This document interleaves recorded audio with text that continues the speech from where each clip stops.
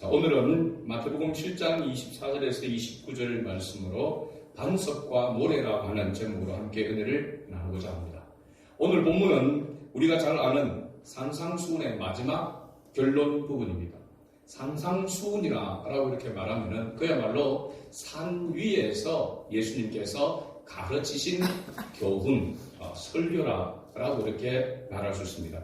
예수님께서 동산에서 제자들과 그를 따르는 무리들을 앉혀놓고 그들에게 바로 이 말씀을 가르쳐서 이 교훈을 가르친 것입니다. 설교한 것이죠.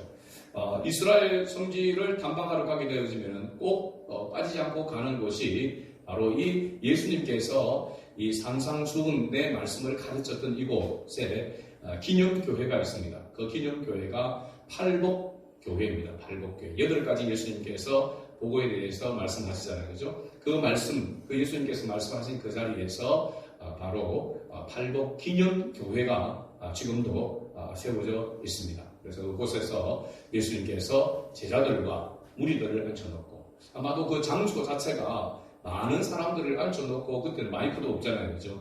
그러나 이렇게 가르치는 정도의 목소리를 내어도 들릴 수 있는 그런 장소가 되었다라고 하는 것입니다. 그래서 예수님께서 제자들을 비롯하여서 많은 무리들에게 하나님의 말씀을 가르쳤던 바로 그 교훈의 말씀이 산상수훈이고 그곳에 팔복교회가 세워져 있습니다. 예수님은 이곳에서 8가지 복에 대해서 말씀을 시작하시면서 천국 백성들이 하나님의 자녀가 이 세상에서 어떻게 살아야 하는지에 대해서 가르쳐 주었습니다. 이것을 신학적으로는 기독교 윤리라고 이렇게 이야기합니다. 기독교인으로서 우리가 어떻게 살아야 되는지에 대해서 아주 정확하게 말씀하고 있는 부분이 바로 이 산상수훈 마태복음 5장부터 6장, 7장 이 3장에 걸쳐 있는 말씀이 바로 예수님의 산상수훈이 됩니다. 예수님께서 팔복에 대해서 말씀하시고 난 다음에 율법의 참된 의미가 무엇인지 형식적으로만 문자적으로만 율법을 지키고 있던 당시 율법주의자 또 바리새인과 서기관들을 향해서 참된 그 율법의 원래의 본질 의미가 무엇인지에 대해서 가르치고 또 기도에 관해서 그래서 마태복음 6장에 보면 예수님께서 너희는 이렇게 기도하라. 주님 가르치신 주기도문이 나오게 되어지죠. 그리고 금식에 대해서도 예수님께서 말씀하시고 염려에 대한 부분들 그리고 정죄 판단하는 그런 부분에 대해서도 말씀하시고 그리고 우리가 가는 이 길이 넓은 길이 아니라 좁은 길이라고 하는 것에 대해서도 말씀을 하셨습니다. 그런 다음에 오늘 마지막 결론 부분에서 예수님은 제자들과 무리들에게 한 가지 질문을 던지게 되는 것입니다. 그 질문은 바로 너희는 어디 위에 집을 짓고 있는가? 라고 하는 질문입니다. 너희는 어디 위에 집을 짓고 있는가?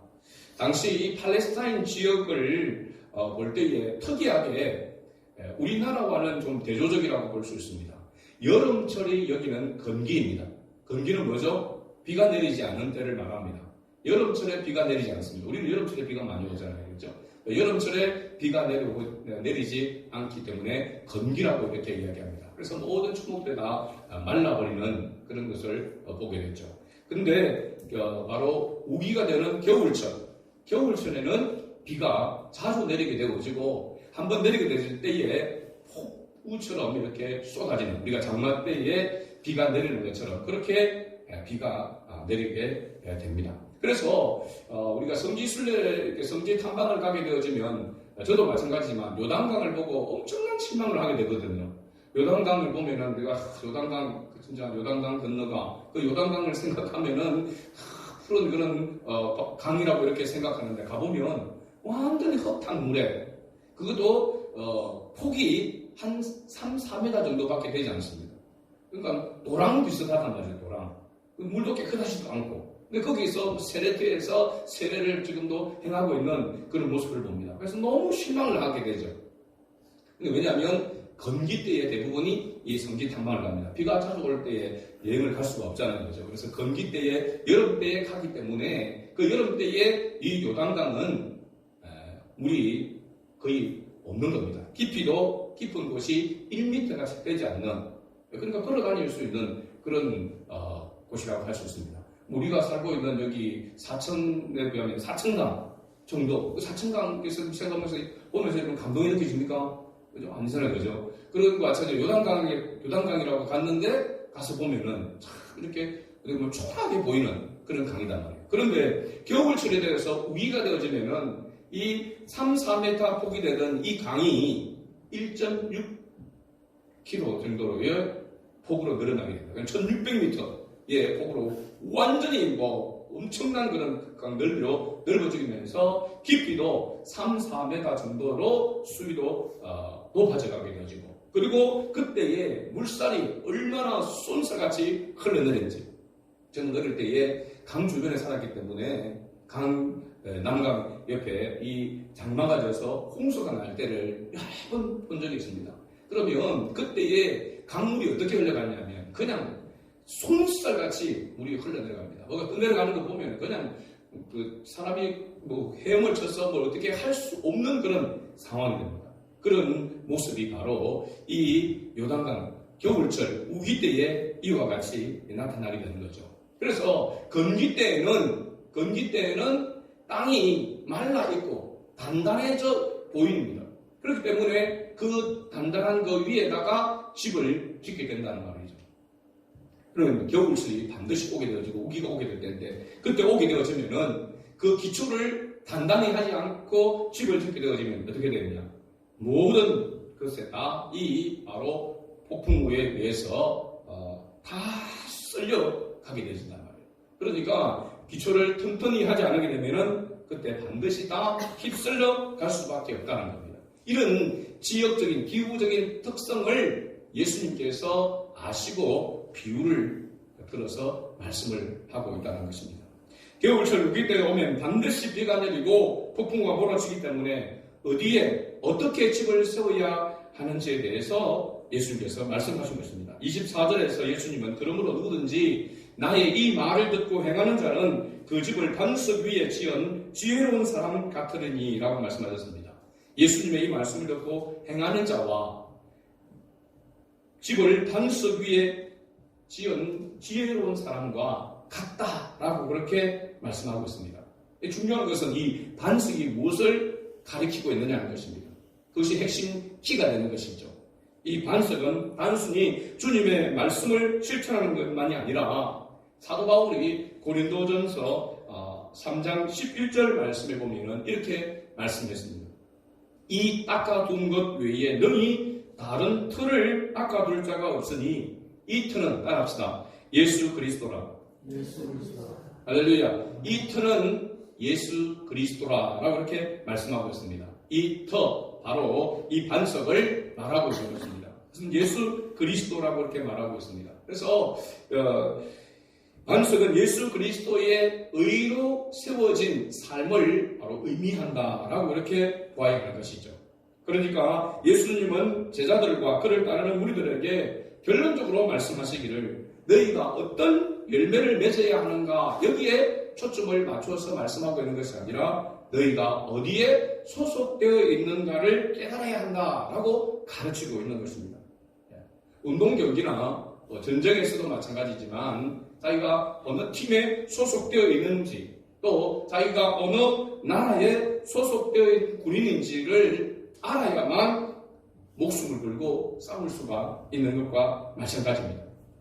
그래서 우리가 어떤 열매를 맺는가 굉장히 중요합니다. 그러나 그 열매가 어떻게 해서 맺어지는가라고 하는 것을 알아야 한다라고 하는 것을 말씀해주고 있습니다. 요한복음 15장 5절 말씀 우리가 잘 압니다.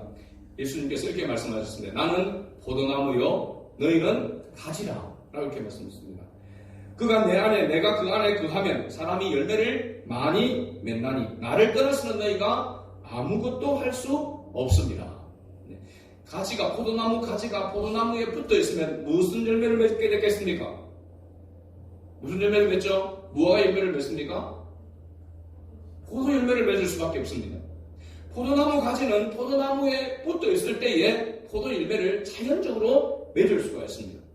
그러면 포도나무의 가지가 포도나무에 붙어 있지 않고 다른 열매를 맺는다라고 하는 것은 그 가지가 포도나무에 붙어 있지 않다는 것을 말해주고 있는 것이죠. 그래서 예수님께서 이 본문에 앞서서 보면 7장 20절에 이러므로 그들의 열매로 그들을 알리라 그렇게 했습니다. 하나님의 말씀을 듣고 그 말씀을 따라서 순종함으로 말미암아 맺어지는 그 열매가 분명히 있습니다.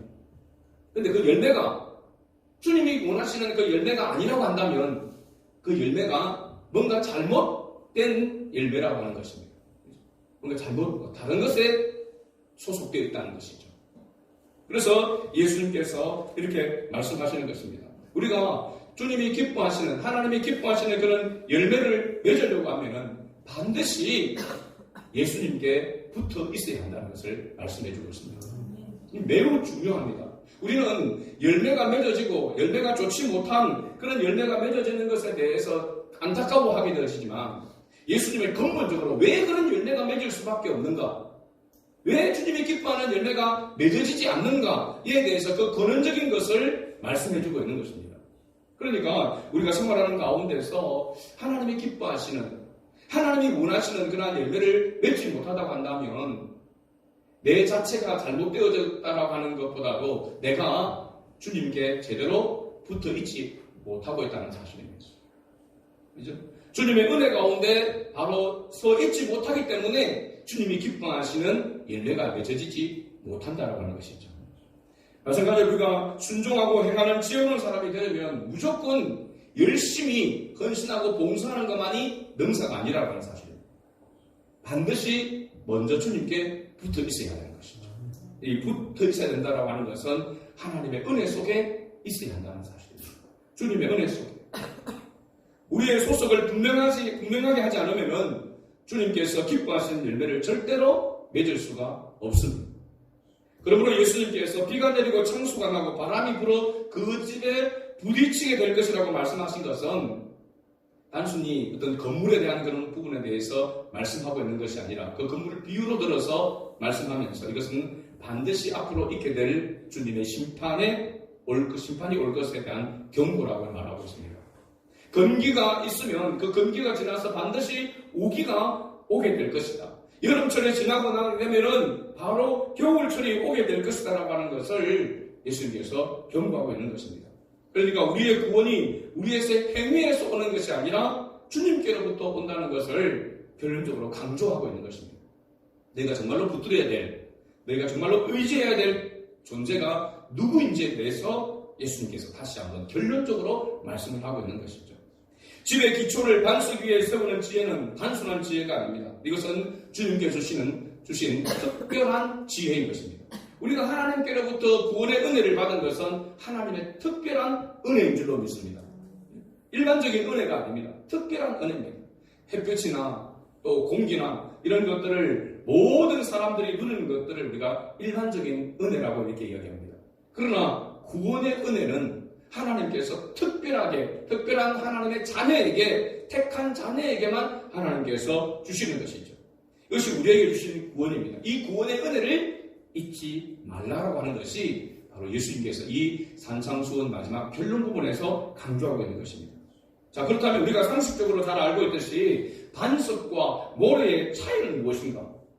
반석과 모래의 차이가 무엇일까요? 뭐 말할 것도 없이 반석은 어떻습니까? 단단합니다. 그죠? 그래서 머리 안 좋은 걸 우리가 비유로 이야기할 때에 뭐라고 이야기하잖아요. 단단해가지고 들어가지가 않으니까. 모래는 어떻습니까? 모래는 본질적으로 보면은 여러분, 모래가 어디에서부터 왔을까요?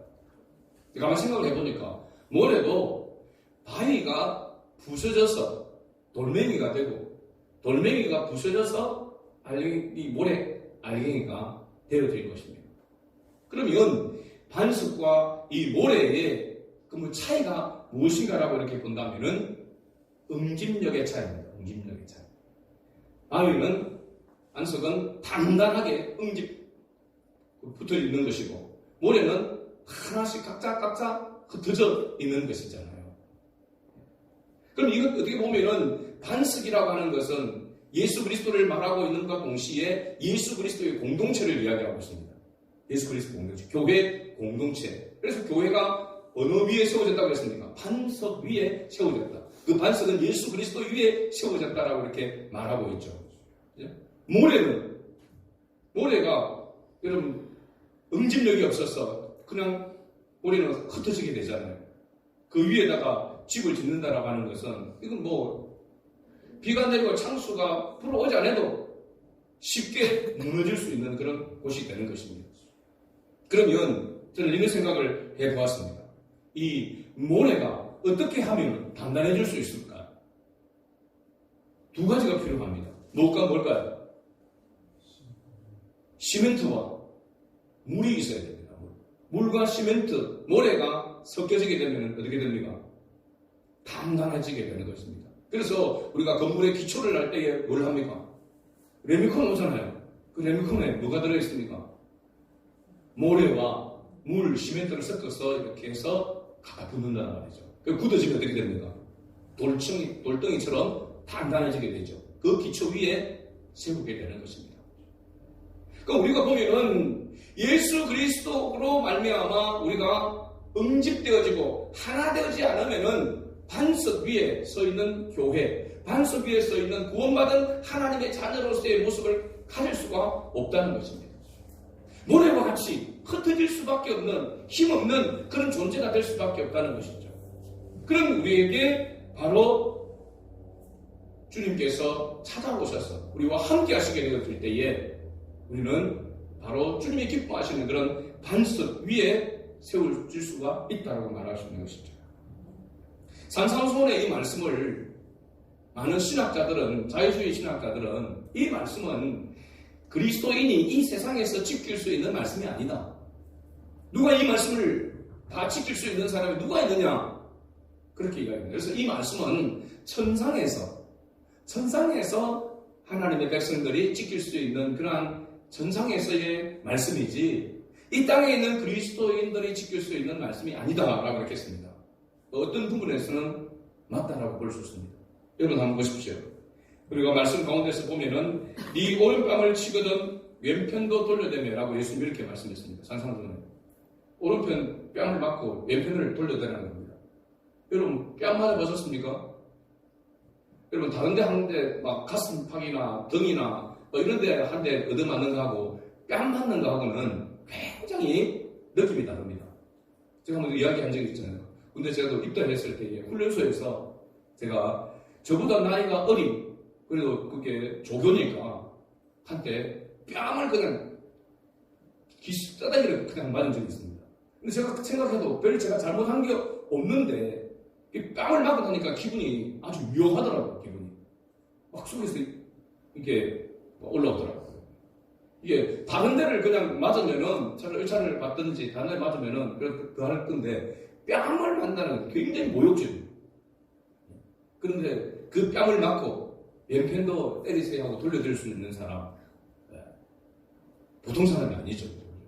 그 다음에 뭐라고 하냐면 너를 고발하여 속옷을 가지고자 하는 자에게 겉옷까지 주며 이건 우리가 입고 있는 단순한 이 겉옷이 아닙니다. 이 겉옷은 그들에게 그런 생명과 같은 것입니다. 사실은.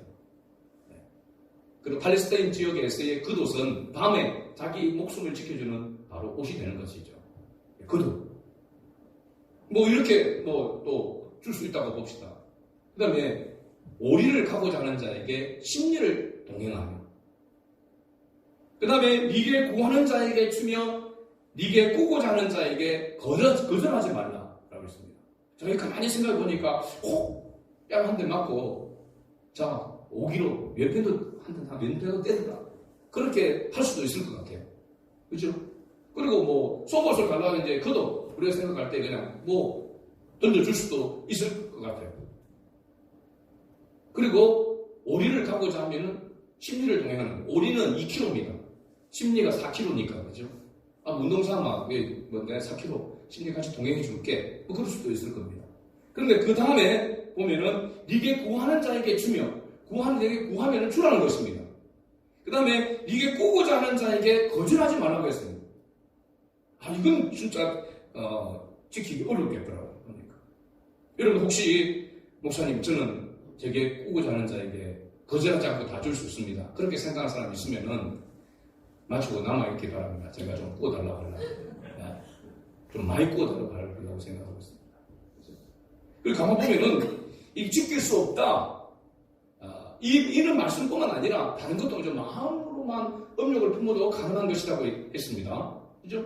그러니까 이 예수님께서 하신 이 말씀을, 이 산상수훈의 말씀을 온전히 지킬 수 있는 사람이 있느냐는 것입니다. 없다고 이야기하는 것이 맞습니다.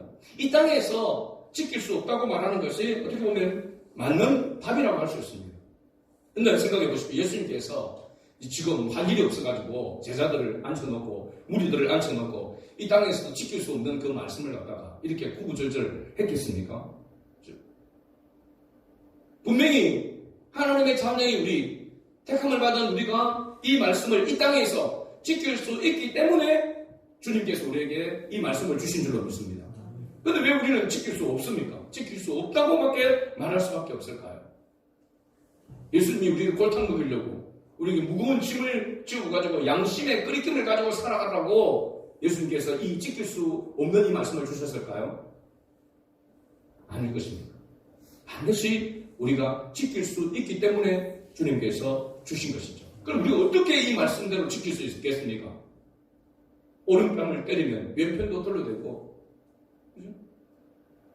어떻게 이런 말씀을 온전히 지킬 수 있냐 말이죠. 무엇으로? 어떤 능력으로? 그럼 비결을 좀 가르쳐 주십시오. 그렇게 지킬 수 있는지. 꾸고자 하는 자에게 거절하지 않고 다 줄 수 있고, 구하는 자에게 줄 수 있는 이런 말씀을 다 지킬 수 있는 그런 비법, 방법이 있으면 여러분 좀 알려주시기 바랍니다. 이것은 지킬 수가 없습니다. 우리의 가진 능력이나 그런 양심, 아무리 그렇게 좋은 선한 사람이라고 할지라도 지킬 수가 없습니다. 그러면 예수님께서 어떻게 하면 지킬 수 있는가? 모래 자체가 단단해질 수 없는 것처럼, 그러나 물과 시멘트가 결합되어질 때에 단단한 그런 반수과 같은 것이 될 수가 있듯이 모래에게는 뭔가 다른 것이 들어가야 하는 것입니다. 우리가 우리 스스로는 이 말씀을, 주님의 말씀을 지킬 수가 없다고 고백하는 것이 당연한 것입니다. 그런데 뭔가 이 지킬 수 있으려면 다른 것이 들어와야 된단 말이에요, 우리에게. 그래서 이 말씀을 지킬 수 있도록 예수님께서 우리에게 뭘 보내주신 것입니까? 보혜사 성령을 보내주신 것입니다. 보혜사 성령이 우리에게 들어와서 성령으로 충만하게 되어지면은, 그리고 성령으로 충만하게 된다라고 하는 것은 내가 죽고 주님이 산다는 것입니다. 내가 죽으면은 이렇게 할 수 있습니다. 여러분, 예수님께서 이스라엘 백성들에게 모세를 통해서 시내산에서 10계명을 주었습니다. 10가지 계명. 10계명을 지킬 수 있느냐? 문자적으로 지키고 있었습니다. 율법주의자들, 바리새인. 예수님께서는 그들을 향하여서 해치란 무덤과 같다고 했고, 그래서 그들을 향하여서 이 독사의 새끼들하고 이렇게 해서 예수님께서 그들을 책망했습니다. 왜? 원래 율법은 그것이 아니니까. 율법의 정신은 그것이 아니니까. 마음의 음욕만 품어도 가능하게 된다라고 하는 것. 마음으로, 정말 마음으로 우러나는 그렇게 말씀을 지켜야 되는데, 그렇게는 지킬 수가 없는 것입니다. 어느 누구도 10계명을 온전하게 지킬 수가 없는 것입니다. 그러나 이 10계명을 온전히 지킬 수 있는 것이 뭡니까? 사랑입니다. 사랑. 그래서 예수님은 사랑은 율법의 완성이라고 하셨습니다.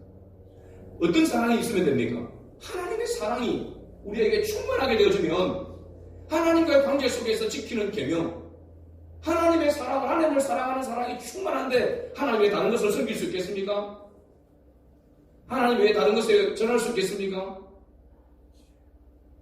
당연히 하나님을 사랑하니까 주의를 거룩하게 지키게 되는 것이고, 하나님의 사랑이 충만하니까 살인할 수가 없고, 그죠? 도둑질할 수가 없고, 이 10계명에 있는 말씀을, 10가지 계명을 하나님의 사랑이 충만하게 되면 즐겁게 지킬 수가 있는 것입니다. 할렐루야. 하나님의 사랑이 나에게 충만하면 이 10계명을 지키는 것은 아무 문제가 없다니까요. 아무 거리낌이 없는 것입니다. 마찬가지로 예수님의 이 산상수훈의 말씀을 우리가 지키려고 하면은 내가 죽고 주님으로 충만하게 되어지고, 나의 주인은, 나의 삶의 주인은 주님이십니다. 나의 모든 것이 주님의 것입니다 라고 하는 이 믿음으로 충만하게 되어지게 되면 이렇게 살아갈 수가 있습니다. 꾸고자 하는 자에게 거절하지 않게 되어지게 되고, 그죠? 그러면 우리가 그렇게 못 산다라고 하는 것은 아직 우리가 온전히 죽어지지 못했다라고 하는 것입니다. 온전히 주님으로 충만하지 못하기 때문에, 성령의 충만함으로 충만하지 못하기 때문에, 네가 가고자 한다고 내가 따라가? 네가 달라고 한다고 내가 줘? 나는 이게 있단 말이죠. 이게 있으면 못하는 것입니다. 그러나 내가 나의 모든 것이 하나님의 것이다 하는 이 믿음이 있으면 즐거이 나눠줄 수가 있는 것입니다. 예수님께서는 바로 이것을 말하고 있습니다. 그래서 우리의 힘으로는, 우리의 능력으로는 절대로 지킬 수 없다라고 하는 고백이 있어야 한다는 사실입니다. 그렇습니다, 주님. 저는 이렇게 할 수가 없습니다. 이렇게 살아갈 수가 없습니다. 주님의 은혜로, 주님의 능력으로 충만해야만이 살아갈 수 있습니다. 그래서 주님께서 보내주신 보혜사 성령님을 의지하게 되어지고, 그 주님을 바라보게 될 때에 내 것이라고 내가 움켜쥐지 아니하고 그것을 흩어 구제하며 나눌 수가 있는 것입니다. 그래서 마지막 28절과 29절 말씀에 보면은 예수님의 이 가르치심이 서기관들과 같지 않고 권위 있는 자와 같다라고 했습니다. 여기 권위 있는 자라고 하는 것은 절대적인 주권을 말하고 있습니다. 그러니까 하나님의 말씀과 같다라고 이렇게 이야기했습니다. 당연히 하나님의 말씀이죠. 예수님이 하나님이시니까. 그러나 그 자리에 듣던 사람들도 이것은 지금까지 들어보지 못했던 말씀인 것이죠. 율법주의자들은, 바리새인과 서기관들은 무조건 하나님의 이게 법이니까 지켜라. 우리는 겉으로라도 지킨다 라고 하면서 우월의식을 가지고 살아가고 있었단 말이죠. 근데 예수님은 그건 가짜다. 그게 진짜가 아니다. 진짜는 자기는 할 수 없다는 것을 알고 주님의 은혜로 충만한 가운데 있는 자만이 지킬 수 있는 것이다. 자, 오늘 저와 여러분들이 다시 한번 우리 자신을 돌아보면서 우리의 삶 가운데 맺어지는 열매가 주님이 기뻐하시고 주님이 원하시는 열매로 맺어져 가고 있는가, 그걸 우리가 항상 살펴야 하는 것입니다. 사도 바울은 자세히 주의하여 살피라고 했습니다. 날마다. 그러면 그런 열매가 그런 모습으로 살아가지 못하고 늘 욕심과 탐욕에 사로잡혀서 이기주의적이고 자기중심적인 그런 삶을 살아가고 있다고 한다면, 내가 지금 절대적으로 붙어 있어야 될 주님과 친밀한 가운데 붙어 있어야 될 이 믿음이 제대로 서리치 못하다고 하는 것이죠. 그것을 깨닫고 나게 되면은 어디로 가게 되느냐? 주님의 십자가 앞에 나아가게 되는 것입니다. 주님 나를 위해서 죽으시는데 나는 죽지 못하고 살아가고 있습니다. 온전히 주님 앞에서 죽어지고 주님으로 살아갈 수 있도록 은혜를 베풀어 주옵소서. 그래서 항상 우리가 주님의 십자가를 바라봐야 된다라고 이야기하고 있고, 주님의 십자가 앞에 엎드려야 된다라고 이야기하고 있는 것은 바로 이런 이유 때문입니다. 결론적으로 우리 자신들에게 질문을 해봐야 됩니다. 나는 지금 어디 위에 인생의 집을 지어가고 있는가? 나는 지금 예수님의 가르침에 따라 순종함으로 주님이 기뻐하시는 그런 열매를 풍성히 맺고 있는가? 그렇지 못하다 한다면 다시 주님의 십자가 앞에 겸손히 나아가 주님께서 베푸시는 은혜를 붙들어야 될 줄을 믿습니다. 오늘 이 반석, 이 예수 그리스도 위에 다시 우리의 인생의 집을 지어가는 그런 은혜가 저와 여러분에게 있기를 주의 이름으로 축복합니다. 아멘.